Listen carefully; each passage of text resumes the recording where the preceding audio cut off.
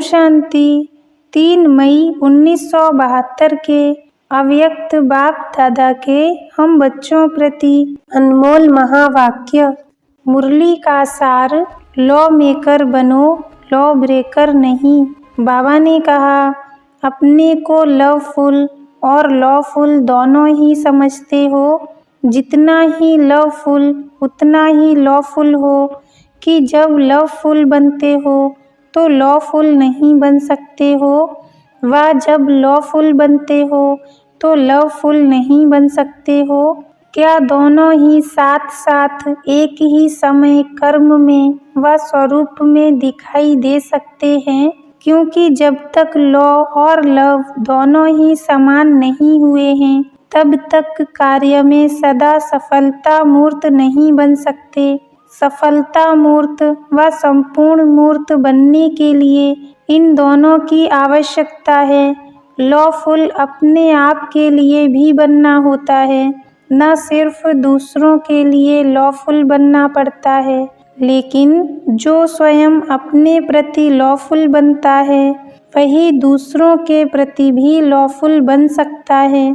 अगर स्वयं अपने प्रति कोई भी लॉ को ब्रेक करता है, तो वह दूसरों के ऊपर लॉ चला नहीं सकता। कितना भी दूसरों के प्रति लॉफुल बनने का प्रयत्न करेगा, लेकिन बन नहीं सकेगा। इसलिए अपने आप से पूछो कि मैं अपने प्रति व अन्य आत्माओं के प्रति लॉफुल बना हूँ। प्रातः से लेकर रात तक मनसा स्वरूप में अथवा कर्म में, संपर्क में व एक दो को सहयोग देने में व सेवा में कहाँ भी किस प्रकार का लॉ ब्रेक तो नहीं किया। जो लॉ ब्रेकर होगा वह नई दुनिया का मेकर नहीं बन सकेगा, वह peace maker, new world maker नहीं बन सकेगा।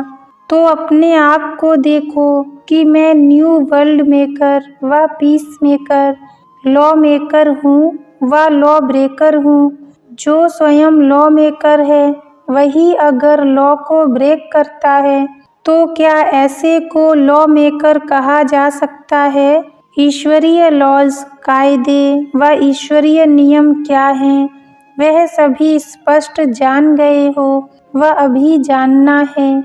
जानने का अर्थ क्या होता है? जानना अर्थात चलना। जानने के बाद मानना होता है, मानने के बाद फिर चलना होता है।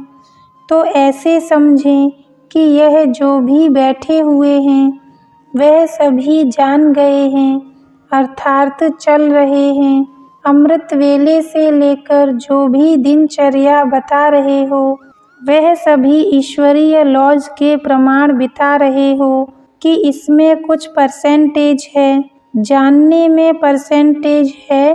अगर जानने में परसेंटेज नहीं है और जानकर चलने में परसेंटेज है, तो उसको जानना कैसे कहेंगे? यथार्थ रूप से नहीं जाना है, तब चल नहीं पाते हो। वह जान गए हो, बाकी चल नहीं पाते हो, क्या कहेंगे? जब कहते हो यहाँ जानना, मानना, चलना एक ही है, एक ही है, फिर यह अंतर क्यों रखा है? अज्ञानियों को यह समझाते हो कि आप जानते हो हम आत्मा हैं, लेकिन मानकर चलते नहीं हो। आप भी जानते हो कि यह ईश्वरीय नियम है, यह नहीं है, जानकर फिर चलते नहीं हो, तो इस स्टेज को क्या कहेंगे? पुरुषार्थ। पुरुषार्थी जीवन में गलती होना माफ है। ऐसे जैसे ड्रामा की ढाल सहारा दे देती है, वैसे पुरुषार्थी शब्द भी हार खाने में व असफलता प्राप्त होने में बहुत अच्छी ढाल है। अलंकारों में यह ढाल दिखाई हुई है। ऐसे को पुरुषार्थी कहेंगे। पुरुषार्थ शब्द का अर्थ क्या करते हो? इस रथ में रहते अपने को पुरुष अर्थात आत्मा समझकर चलो, इसको कहते हैं पुरुषार्थी। तो ऐसे पुरुषार्थ करने वाला अर्थात आत्मिक स्थिति में रहने वाला इस रथ का पुरुष अर्थात मालिक कौन है? आत्मा ना। तो पुरुषार्थी माना अपने को रथी समझने वाला ऐसा पुरुषार्थी कब हार नहीं खा सकता। तो पुरुषार्थ शब्द को इस रीति से यूज न करो। हाँ, ऐसे कहो, हम पुरुषार्थहीन हो जाते हैं तब हार होती है। अगर पुरुषार्थ में ठीक लगा हुआ है तो कब हार नहीं हो सकती है। जानने और चलने में अगर अंतर है तो ऐसी स्टेज वाले को पुरुषार्थी नहीं कहा जाएगा। पुरुषार्थी सदैव मंजिल को सामने रखते हुए चलते हैं, वह कब रुकता नहीं। बीच बीच में मार्ग में जो सीन आती है उनको देखने लगते हैं लेकिन रुकते नहीं। देखते हो व देखते हुए नहीं देखते हो। जो भी बात सामने आती है उनको देखते हो। ऐसी अवस्था में चलने वाले को पुरुषार्थी नहीं कहा जा सकता। पुरुषार्थी कब भी अपनी हिम्मत और उल्लास को छोड़ते नहीं हैं। हिम्मत उल्लास सदा साथ हैं तो विजय सदैव है ही। हिम्मतहीन जब बनते हैं अथवा उल्लास के बजाय किसी न किसी प्रकार का आलस्य जब आता है तब ही हार होती है।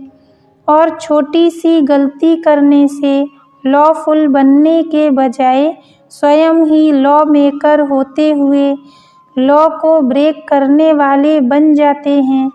वह छोटी सी गलती कौन सी है? एक मात्रा की सिर्फ गलती है। एक मात्रा के अंतर से लॉ मेकर के बजाय लॉ को ब्रेक करने वाले बन जाते हैं। ऐसे सदा सरेंडर रहें तो सफलता मूर्त विजयी मूर्त बन जाएंगे। लेकिन कभी कभी अपनी मत पर चला देते हैं, इसलिए हार होती है। अच्छा, एक मात्रा के अंतर का शब्द है शिव के बजाय शव को देखते हैं। शव को देखने से शिव को भूल जाते हैं। शिव शब्द बदलकर विष बन जाता है। विष विकारों की विष एक मात्रा के अंतर से उल्टा बन जाने से विष भर जाता है। उसका फिर परिणाम भी ऐसा ही निकलता है। उल्टे हो गए तो परिणाम भी जरूर उल्टा ही निकलेगा। इसलिए कब भी शव को न देखो, अर्थात इस देह को न देखो। इनको देखने से अथवा शरीर के भान में रहने से लॉ ब्रेक होता है। अगर इस लॉ में अपने आप को सदा कायम रखो कि शव को नहीं देखना है, शिव को देखना है, तो कभी भी कोई भी बात में हार नहीं होगी। माया वार नहीं करेगी। जब माया वार करती है तो हार होती है। अगर माया वार ही नहीं करेगी तो हार कैसे होगी? तो अपने आप को बाप के ऊपर हर संकल्प में बलिहार बनाओ तो कब हार नहीं होगी। संकल्प में भी अगर बाप के ऊपर बलिहार नहीं हो तो संकल्प कर्म में आकर हार खिला देते हैं। इसलिए अगर लॉ मेकर अपने को समझते हो तो कभी भी इस लॉ को ब्रेक नहीं करना। चेक करो, यह जो संकल्प उठा वह बाप के ऊपर बलिहार होने योग्य है। कोई भी श्रेष्ठ देवताएं होते हैं, उनको कभी भी कोई भेंट चढ़ाते हैं तो देवताओं के योग्य भेंट चढ़ाते हैं, ऐसे वैसे नहीं चढ़ाते। तो हर संकल्प बाप के ऊपर अर्थात बाप के कर्तव्य के ऊपर बलिहार जाना है। यह चेक करो, जैसे ऊंचे ते ऊंच बाप है वैसे ही संकल्प भी ऊंच हैं जो भेंट चढ़ावें।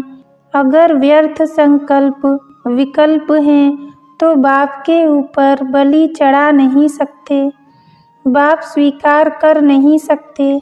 आजकल शक्तियों और देवियों का भोजन होता है तो उसमें भी शुद्धि पूर्वक भोग चढ़ाते हैं। अगर उसमें कोई अशुद्धि होती है तो देवी भी स्वीकार नहीं करती है। फिर वह भक्तों को महसूसता होती है कि देवी ने हमारी भेंट स्वीकार नहीं की, तो आप भी श्रेष्ठ आत्माएं हो, शुद्धि पूर्वक भेंट नहीं है तो आप भी स्वीकार नहीं करते हो। ऊंचे ते ऊंचे बाप के आगे क्या भेंट चढ़ानी है वह तो समझ सकते हो। हर संकल्प में श्रेष्ठता भरते जाओ, हर संकल्प बाप और बाप के कर्तव्य में भेंट चढ़ाते जाओ, फिर कभी भी हार नहीं खा सकेंगे। अभी फिर भी कोई व्यर्थ अथवा अशुद्ध संकल्प चलने की प्रत्यक्ष रूप में कोई सजा नहीं मिल रही है, लेकिन थोड़ा आगे चलेंगे तो कर्म की तो बात ही छोड़ो, लेकिन अशुद्ध व व्यर्थ संकल्प जो हुआ किया उसकी प्रत्यक्ष सजा का भी अनुभव करेंगे। क्योंकि जब व्यर्थ संकल्प करते हो तो संकल्प भी खजाना है। खजाने को जो व्यर्थ गंवाता है उसका क्या हाल होता है। व्यर्थ धन गंवाने की रिजल्ट क्या निकलती है, दिवाला निकल जाता है। ऐसे ही यह श्रेष्ठ संकल्पों का खजाना व्यर्थ गंवाते गंवाते बाप द्वारा जो वर्षा प्राप्त होना चाहिए वह प्राप्ति का अनुभव नहीं होता। जैसे कोई दिवाला मारते हैं तो क्या गति हो जाती है, ऐसे स्थिति का अनुभव होगा। इसलिए अभी जो समय चल रहा है वह बहुत सावधानी से चलने का है, क्योंकि अभी यात्री चलते चलते ऊंच मंजिल पर पहुंच गए हैं। तो ऊंच मंजिल पर कदम कदम पर अटेंशन रखने की बहुत आवश्यकता होती है। हर कदम में चेकिंग करने की आवश्यकता होती है।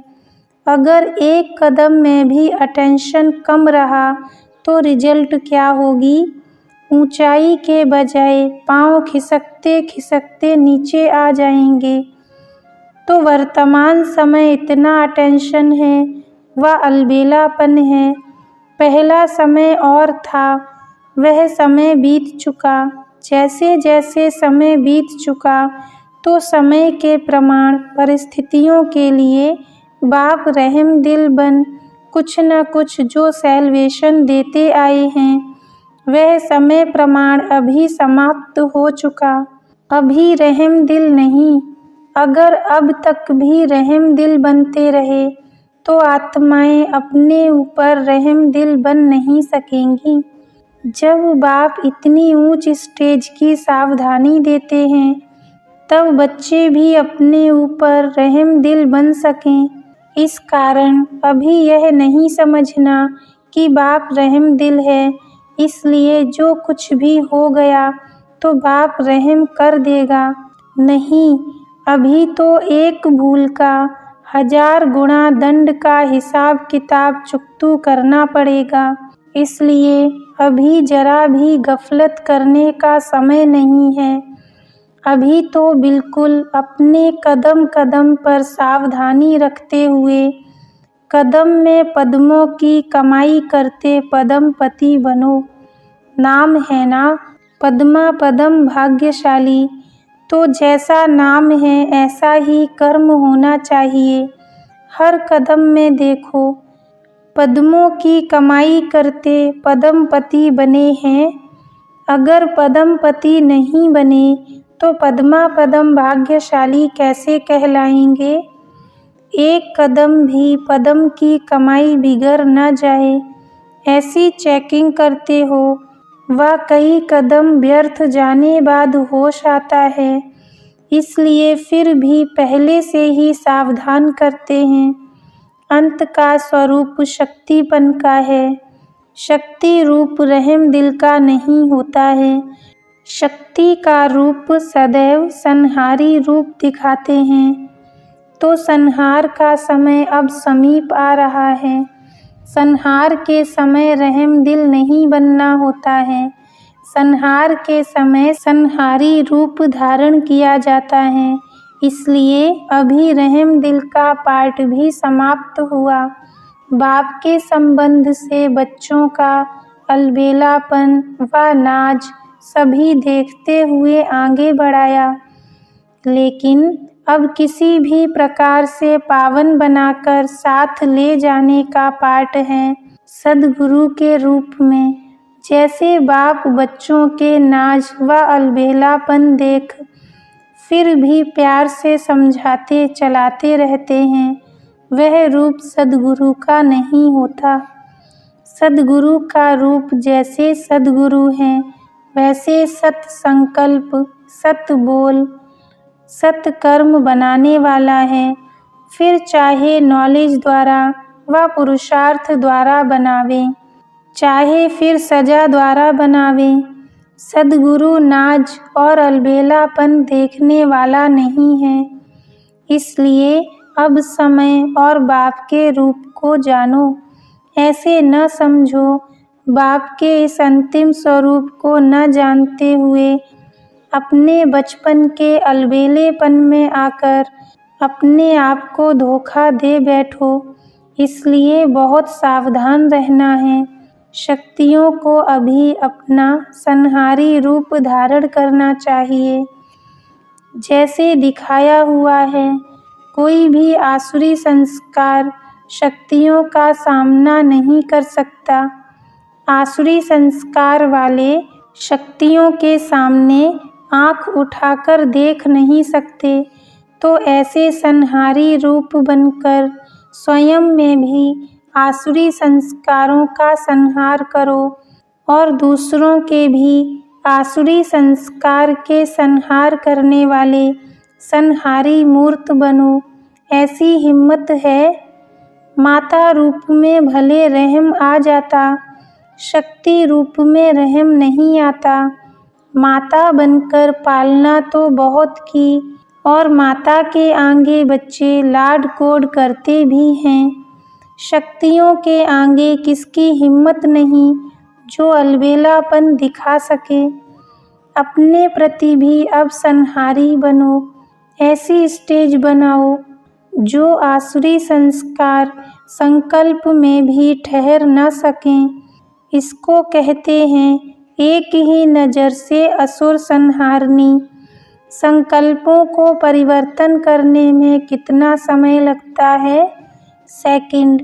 और नज़र से देखने में कितना समय लगता है? 1 सेकंड। तो नज़र से असुर संहार करने वाले अर्थात 1 सेकंड में आसुरी संस्कारों को भस्म करने वाले ऐसे बने हो कि आसुरी संस्कारों के वशीभूत हो जाते हो। आसुरी संस्कारों के वशीभूत होने वाले को किस संप्रदाय में गिना जाएगा? आप कौन हो? ईश्वरीय संप्रदाय। तो ईश्वरीय संप्रदाय वालों के पास आसुरी संस्कार भी नहीं आने चाहिए। अभी आसुरी संस्कार आते हैं व भस्म हो गए हैं। बच्चों ने कहा आते हैं, तो बाबा ने कहा तो फिर क्या बन जाते हो? अपना रूप बदल बहुरूपी बन जाते हो क्या? अभी अभी ईश्वरीय संप्रदाय, अभी अभी आसुरी संस्कारों के वश हो गए तो क्या बन गए? बहुरूपी हो गए ना।